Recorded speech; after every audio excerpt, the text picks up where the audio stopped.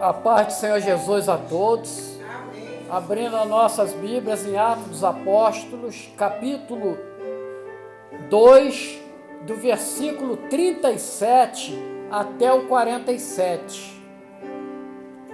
A mensagem, ela traz as primeiras conversões. Ela traz a característica da igreja primitiva, marcas que devem ou deveriam ser presentes nos nossos dias. E eu leio o texto. Ouvindo eles isto, compungiram-se em seu coração e perguntaram a Pedro e aos demais apóstolos: que faremos, varões irmãos? E disse-lhes Pedro: arrependei-vos, e cada um de vós seja batizado em nome de Jesus Cristo para perdão dos pecados, e recebereis o dom do Espírito Santo, porque a promessa vos diz respeito a vós, a vossos filhos e a todos os que estão longe, a tantos quanto Deus, nosso Senhor, chamar. E com muitas outras palavras, isto testificava e os exortava, dizendo: salvai-vos dessa geração perversa. De sorte que foram batizados os que de bom grado receberam a sua palavra. E naquele dia agregaram-se quase 3.000 almas e perseveraram na doutrina dos apóstolos, e na comunhão, e no partir do pão, e nas orações. E em cada alma havia temor, e muitas maravilhas e sinais se faziam pelos apóstolos. E todos os que criam estavam juntos e tinham tudo em comum. Vendiam suas propriedades e fazendas e repartiam com todos, segundo cada um tinha necessidade. E perseverando unânimes todos os dias no templo e partindo pão em casa, comia juntos com alegrias e singeleza de coração, louvando a Deus e caindo na graça de todo o povo. E todos os dias acrescentava o Senhor à igreja aqueles que haviam de se salvar. Até aqui, te louvamos, te bendizemos e glorificamos o teu nome, ó Pai. Pela bênção da leitura da palavra, por nos remeter àquele momento grandioso e glorioso, e que nesta noite nós queremos viver mais uma vez, Senhor, sentindo o teu operar, porque nós já sentimos o que o teu Espírito Santo, no início deste culto, ele adentrou no nosso meio, e nós queremos adorá-lo e glorificar. Nós assim te pedimos, em nome do Senhor Jesus. Amém e amém. Glória a Jesus. Pois bem, meus amados e amadas, o texto que nós lemos, ele fala ali do início da igreja, logo após a descida do Espírito Santo em Pentecoste, quando todos ali foram batizados com o Espírito Santo de Deus, e ali nasce a igreja gloriosa do Senhor. Então, a pergunta é: quem é o dono da igreja? Quem é o dono da igreja? E nós podemos responder, segundo consta de Mateus, capítulo 16, 18, a palavra diz assim: eu edificarei a minha igreja. Então a igreja pertence a quem? Ao Senhor Jesus. Então a igreja não pertence ao pastor Carlos, a igreja não pertence à pastora Maria, a igreja pertence a Jesus e o ministério está debaixo da vontade do Espírito Santo. Aprove ao Espírito Santo trazer as ovelhas aqui nesta noite, pois é motivo de adoração e glorificação ao Senhor. Mas a igreja, ao longo dos séculos que iria se passar, até chegar aos nossos dias, ela vai viver uma série de modificações de doutrinas não emergentes da Bíblia, ou que não emergiram da Bíblia, mas da vontade do homem buscando adaptar a igreja a um tempo atual. Muitos dizendo que é necessário atualizar a igreja, mas louvado seja o nome do Senhor, essa igreja ela vive na eternidade, aonde não há passado, não há presente, não há futuro.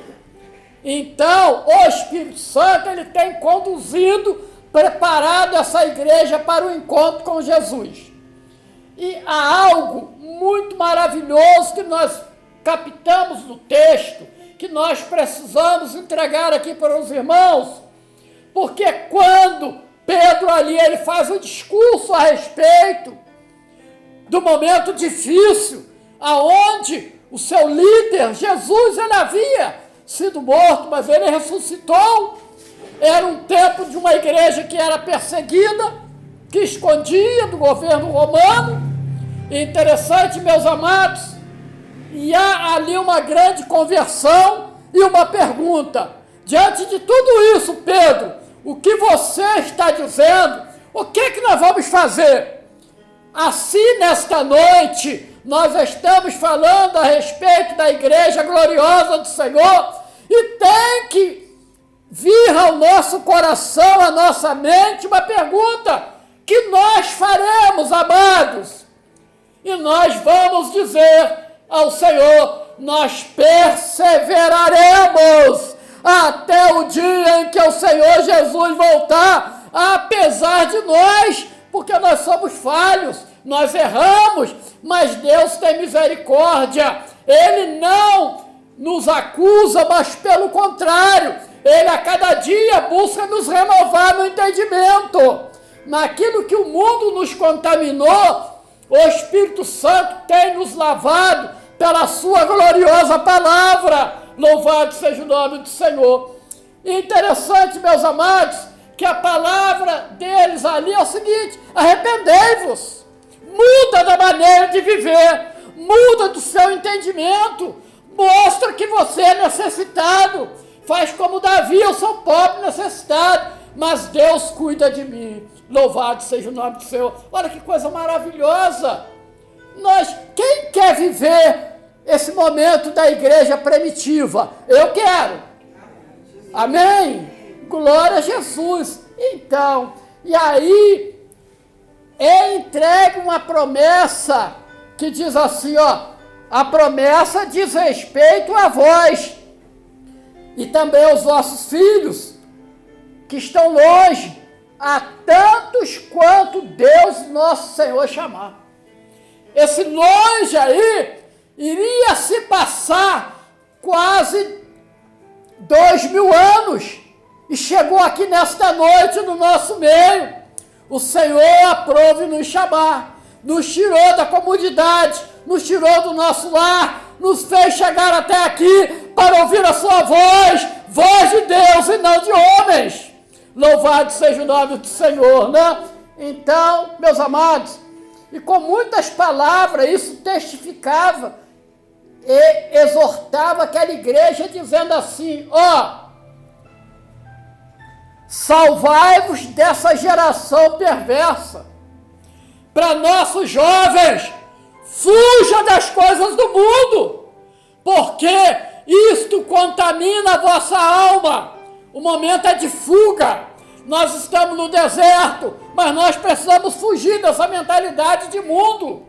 E quando há esse entendimento, essa geração perversa é a geração que não tem nenhum compromisso com Deus. Eu, honestamente, quero compartilhar isso com os amados, inclusive já no YouTube, dizendo que fazendo uma pesquisa sobre um país chamado Estônia, se alguém conhece, a Estônia é um país que está coladinho lá com a Rússia.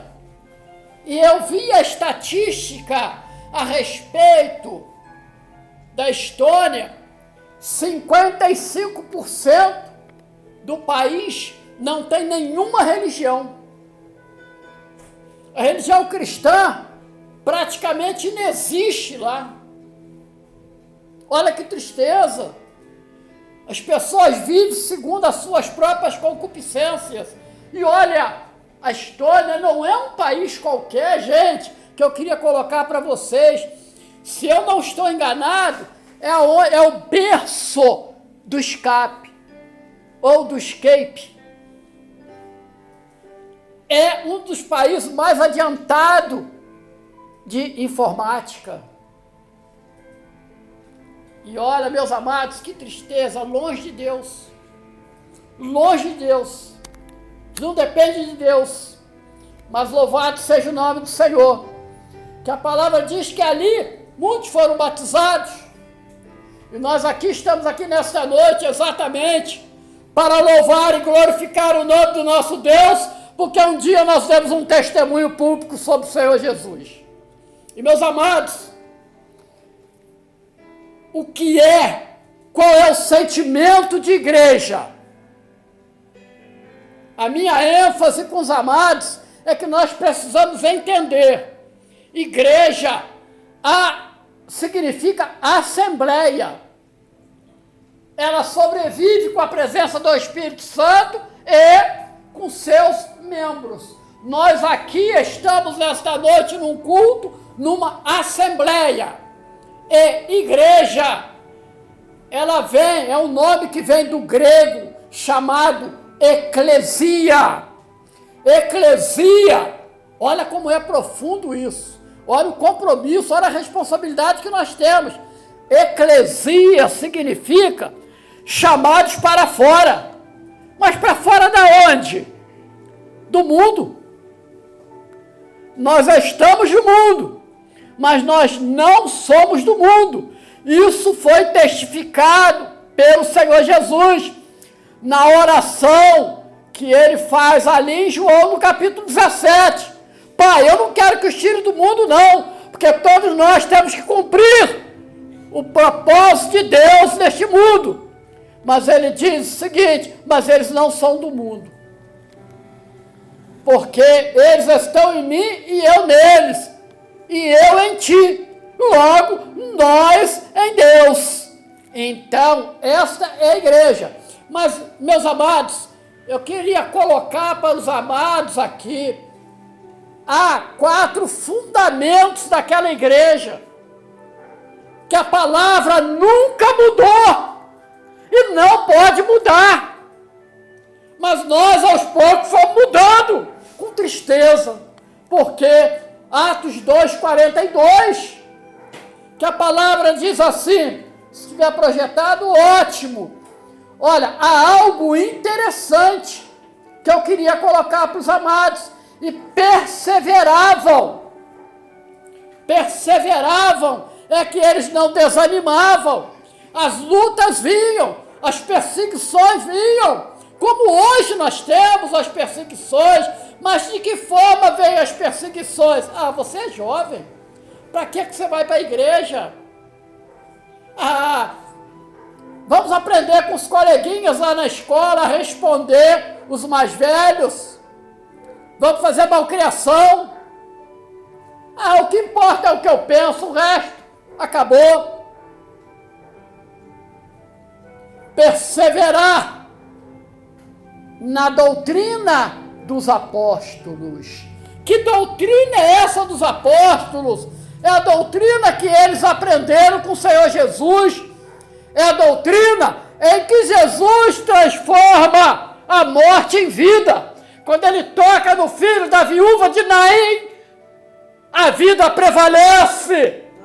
Quando ele tocou em nós que éramos de espírito mortos, nós revivemos, louvado seja o nome do Senhor. Olha que coisa maravilhosa. Eles perseveravam porque o Senhor Jesus havia ensinado a eles de que Ele voltaria para buscá-los e aonde Ele estivesse, eles estariam com Ele. A igreja vive dessa promessa. Alguém diz, eu vou fazer um culto a respeito de arrebatamento. Não, o arrebatamento, ele tem que estar presente na nossa mente, no nosso coração todos os dias. Porque nós aguardamos. Se você está feliz com este mundo, perdoe-me, nós temos momentos de felicidade. Mas e quando nós estivermos na eternidade? Todas as lágrimas cessarão, louvado seja o nome do Senhor. Lá não haverá mais dor, não haverá mais pranto. Não existirá mais morte. Essa inimiga tão cruel que leva os nossos entes queridos, deixando em nós uma lacuna impreenchível. É a inimiga, é a última inimiga a ser vencida. Mas, amados, eles perseveravam na comunhão. No devocional, ainda ontem, nós falamos a respeito da comunhão. Ter em comum é ter um sentimento único, é se colocar no lugar do outro, é chorar a dor do outro, é se alegrar quando o outro se alegra.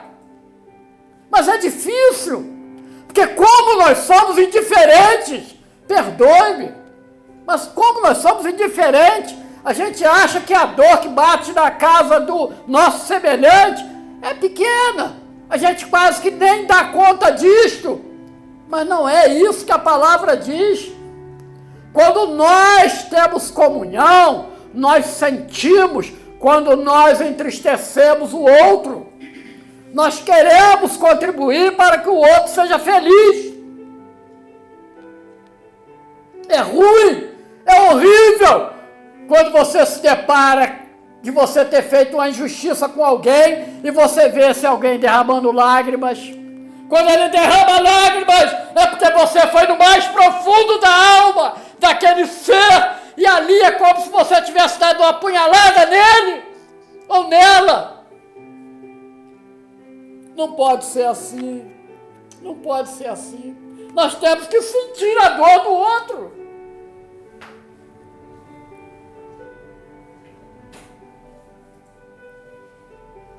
E no partir do pão.